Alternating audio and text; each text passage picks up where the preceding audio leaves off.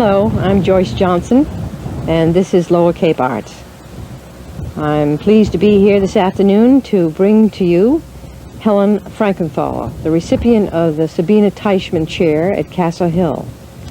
This is a chair established by Wendy Levine, Sabina's daughter, to honor her mother and to bring to the Lower Cape cultural events which otherwise would not be possible.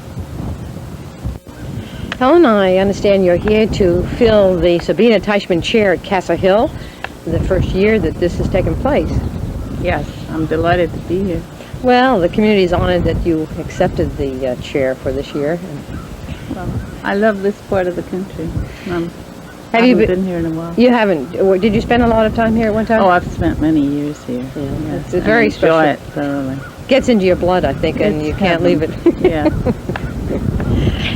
I'm very interested, and I'm sure the community is, that will be watching this on cable TV, about your life as an artist and how you came to be an artist and what you're doing with your work now. Did you know when you were very young that you wanted to paint? Well, I think one might know it, but I think it really doesn't manifest itself until one is older, at least in mid or late adolescence. Mm-hmm. Yeah. Mm-hmm. But at that time you... I think you can display talent and desire and gift, but miraculously and wonderfully, all children are angelic artists. Oh, I know. Because they're free. The 5- and 6-year-olds are... Yes. They're true and without conscience and straight. Yes, incredible. Yeah. Full of feeling. Yeah. Uncensored. So what was the key for you? What opened you up to this world?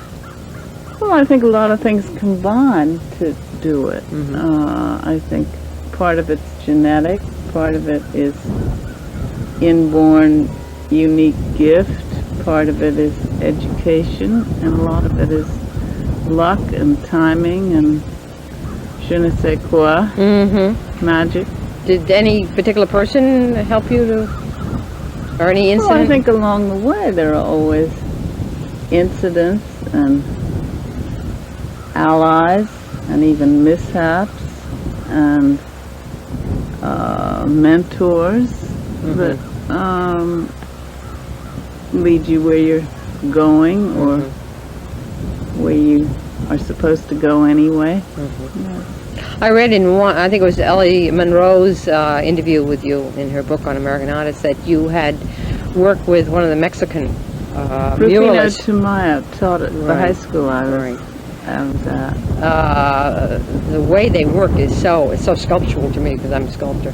It's magnificent. To have worked with him, I think, must have been a wonderful experience. Well, it wasn't on a mural scale at all. He was doing relatively small oil paintings and easel size.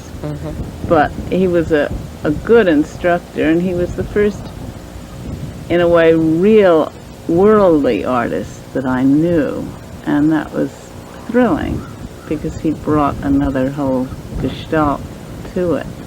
And I think he took me to the first gallery or the first opening I'd ever been to on 57th Street, and he taught me how to stretch and put together a canvas and how painting mediums were mixed, and both the ABCs and the grandeur of being an artist. Yes. Do you think he sensed your potential? Yes, he did. He thought I was talented, and I painted very good, tiny little Tamayos. Have you been influenced by anyone in particular, or in your own work, or when? I think everything and everybody influences you, but that. Isn't there a point of time when you feel you've really found something that's very real for you? Yes, I think things click, and you feel I'm drawn to this, or this makes sense, or I do well in this, or this makes me curious, or this is what I must do. And I think, for me, certainly the two things that stand out as influences for me in the learning part of my history. That is, we're always learning every minute, but I mean, as a, in a sense, always starting from the beginning, it seems. Were instruction in the Cubist painters, and also my exposure to the work of Jackson Pollock. And I think the grounding in both was very important in what I had to develop on my own anyway. Or was it the technique of Jackson that influenced you most, do you think? Well, I think sort of it opened up a whole new method and materials and approach, and treated the surface of the canvas differently. And I think one has to be prepared to absorb and osmosize these things at the right time. But again, I was fortunate and open and eager, and took it from there. Yeah. In New York, do you, at this point in your life, of course, practically anybody is open to you. Sort of, you reach a point where you're recognized. Before, when you were sort of struggling, how, I think I'm trying to ask you how you came to know other artists, and were you a part of a group? How did that work when you were beginning? Well, when I got out of college, I felt that the heart of painting was in New York, as it still is, really. And that I wanted to stay there, and I took a studio on 10th Street, and through friends met young painters, and the first generation New York school, and the second, of which I was part of both, really. One in painting and one in age.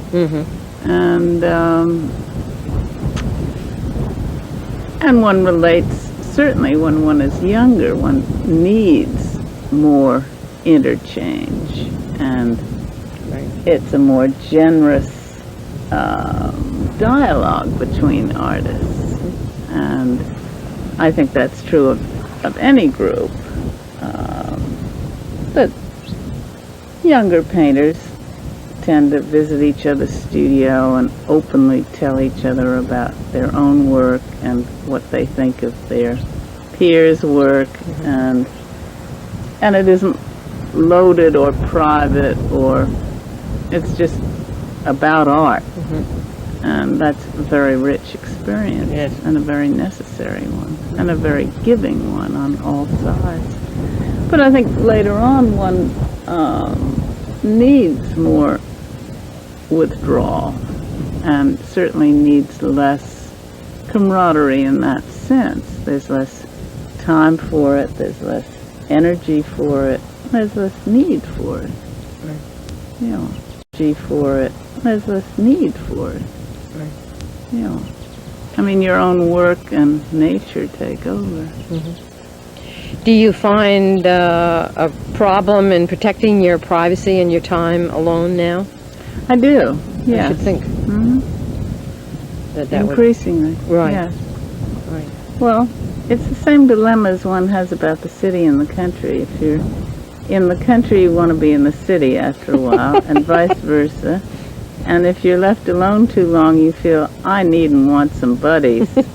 And if you have too many people around too much of the time, you feel, I've got to get off alone and private, or I'll go crazy. Yeah.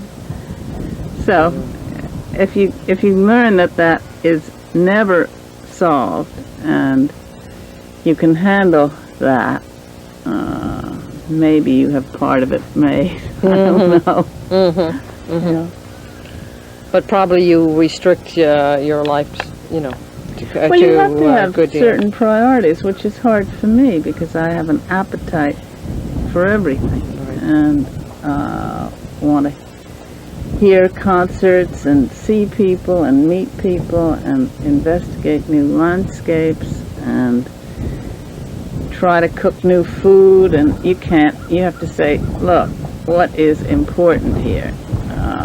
My work, my health, my friends, some family, and get a sense of it, which very often doesn't help at all. You're just making a list of what you wish could happen, but never does. Yeah. Do you have a regular work schedule, or are there just periods when you work and periods when I you don't. I follow my own rhythm, and I know I'm always going to work, and sometimes it's a long period of not working, and sometimes that's good, and sometimes it's hauntingly bad. But I think I have my own inner clock and sense of discipline, and I know, just the way I know I will get enough exercise or enough food or enough air, that I will do my work. And I have never been a person or an artist who feels up at 7, go to work till 2, quit for the day. Or I can't work during the day, I'll work all night. Sometimes I work after supper, sometimes I don't work for 3 days. Some periods I work daily for hours and hours, feel I'm through for the day, and then go back in. And that's it. It's very interesting. Is your work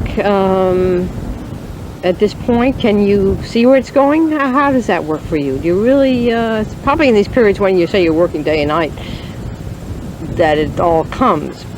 I mean, I know with my own work, I can't say really what I'm going to be doing in a month from now, although with sculpture it's much slower. I think the whole process is so much slower. But this is more or less for our audience that I'm asking this question. There really isn't any prevision, do you think, of creativity? Things evolve. Well, I think you lead it and it leads you, that you can't program what you're going to develop, because then it is sort of a stillborn thing. Right. And if it's any good, part of it comes from out of the blue. But it takes an awful lot of work to position yourself to receive that moment. I mean, it doesn't descend from above. And in a sense, it does, but you have to be poised and ready and hoping and working awfully hard. And I don't mean working, striving every minute. I mean, you can be doing nothing and working hard, but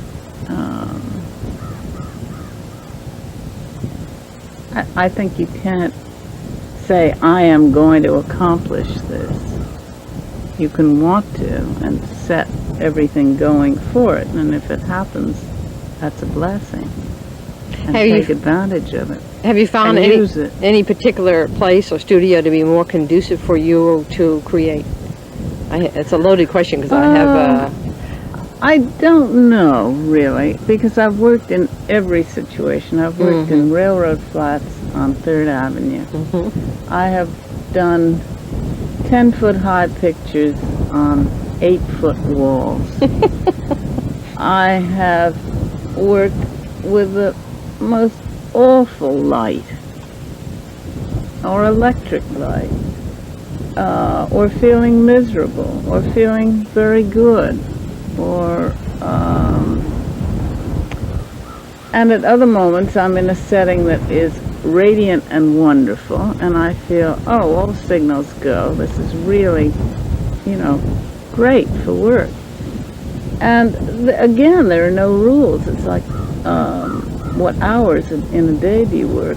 I can paint a landscape kind of picture, and I don't think my paintings are necessarily landscapes, but it can have a very, what people like to think of as landscape or horizontal or summary or that terrible word lyrical feeling in a cellar. And I can do what people might consider very gloomy, dark, winter withdrawn, lonely pictures on a day like this, and in a studio here. And but I think overall, one setting is an enhancement or a detriment. Yes. And I know more and more I work best out of the city and in a setting that's more relaxed and natural. And I am very much a water person.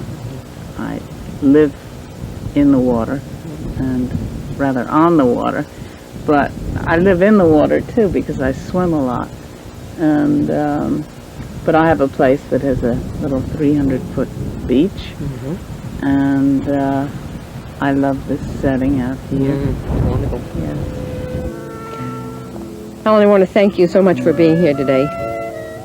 It's been very revealing, and just thanks. Thank you for having me. I've enjoyed it. Hope to come back soon.